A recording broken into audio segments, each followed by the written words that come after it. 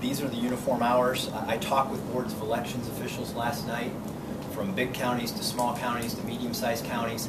I asked them, in the limited time that you have resources to stay open, would you prefer that we extend them on weekdays or on weekends? The consensus, to the extent that you can get any consensus on a decision like this, they preferred extended hours, particularly the last 2 weeks. I know that there's been a talk about what can working people do. Well, how can we better help working people? Well, I can tell you, keeping it open till 7 will accommodate those concerns, particularly given the fact that we're going to do it the last 2 weeks. Because I get it. I got one of those working people issues today. There are some things that I had to contend with today that I didn't count on, and you know, I have to go and make sure that I've got someone to watch my children tonight while I'm out working on these things. I understand that those are a lot of issues that people face, and that's why we wanted to give them that 2-week window where they would have several hours after work to make it to the Board of Elections if they chose to vote in person to do that. And that's really the consensus that I got from talking with those elections officials on the phone last night.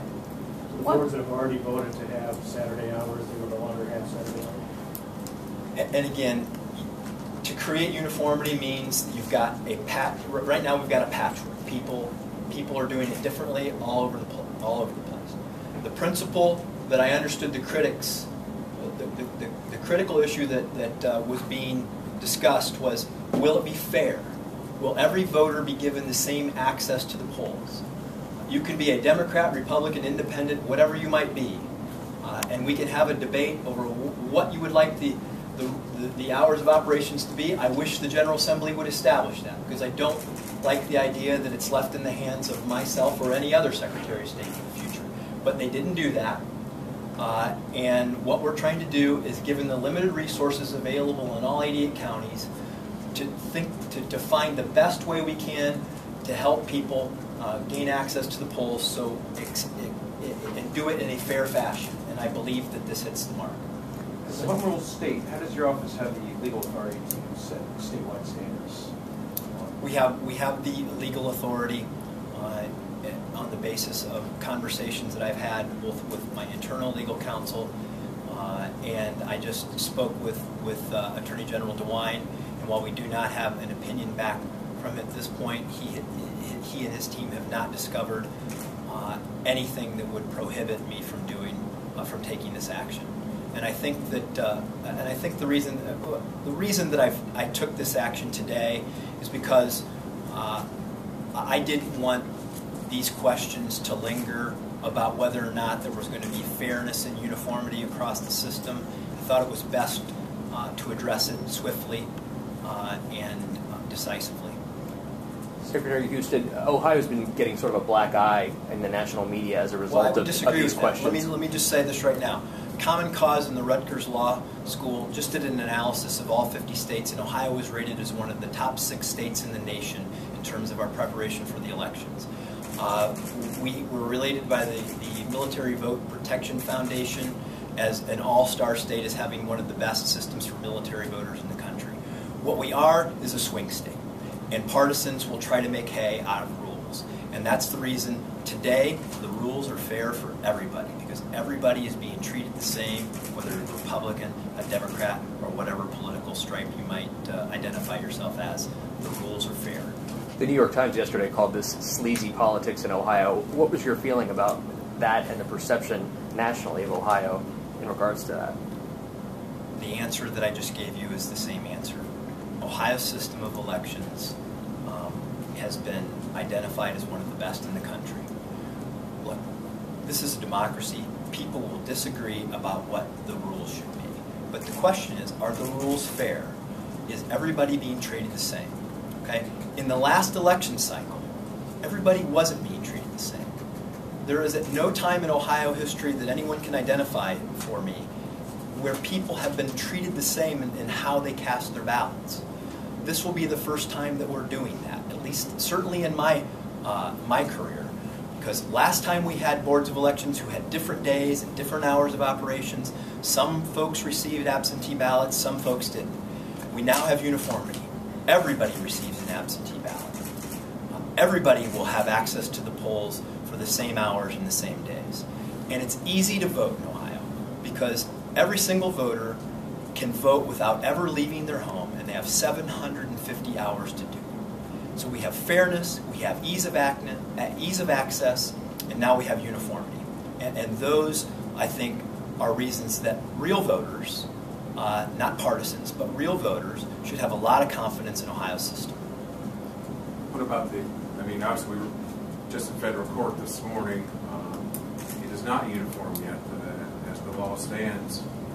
Active military obviously get that last 3 days. And military voters under federal law are given privileges that regular voters are not. I cannot change that. And I don't want to change that because military voters face additional burdens that the average voter does not. And this is not something that Ohio does that's unique. Military voters are treated differently under federal law, and we have been identified as one of the states that does it the best. I'm very proud of how we treat military voters. I'm very proud of how we treat all voters. And I'm not going to let the antagonists put a scar on Ohio. Because you know what? We do it right here. We treat people fairly. You treat people like you want to be treated. Well, everybody's being treated by the same principle these days. And people should have confidence in that. Our system has often been complemented because of the way that the 88 counties are set up in a bipartisan manner, and they're able to vote as their community wants. It's a local control issue. It's also an efficiency issue in different big counties to sometimes have bigger hours. So how do you respond to the fact that now this has been controlled by a single person? Well, I guess you have to pick. You have to pick your preference. You can't have local. I mean, this is about consistency. Okay? Do you want to let the locals set up the rules, or do you want to have a standard set of rules across the state? And the bottom line is that the antagonists have made issue about the fact that voters aren't being treated fairly, that they aren't being treated the same. Okay? So today we're treating voters the same. And frankly, when I talked to the local boards of elections officials last night, and I said, what do you think about this?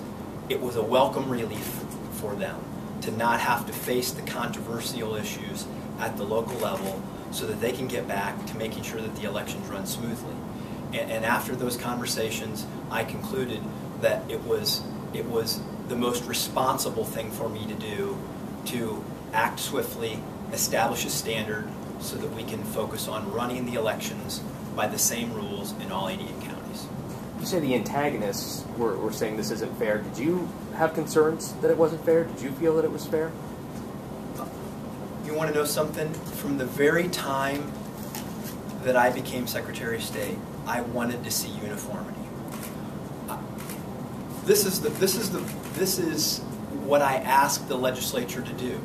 When there were people opposing House Bill 194, okay, read the details of what was in House Bill 194. I wanted it to pass because it was going to establish standards in law and not leave it up to local boards or the Secretary of State, as is seemingly happening at the end as we get near the 11th hour in preparation for elections.